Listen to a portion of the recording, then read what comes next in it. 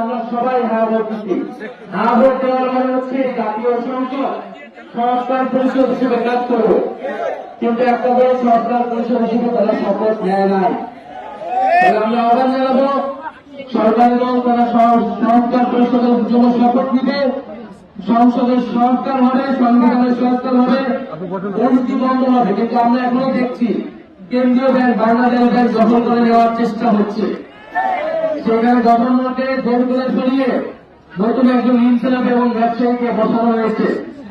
আমরা বলবো বাংলাদেশে আমরা কোন অস্থিতিশীলতা চাই না। যদি আন্দোলন রাজপথে দাঁড়ায় তাহলে কিন্তু রাজপথের সমাধান হবে। রাজপথের জন্য আমাদের প্রস্তুতি আছে কি নাই? রাজপথের জন্য আমাদের প্রস্তুতি আছে, কিন্তু আমরা রাজপথে যেতে চাই না। আমরা আলাপ আলোচনার মাধ্যমে সংসদে বসে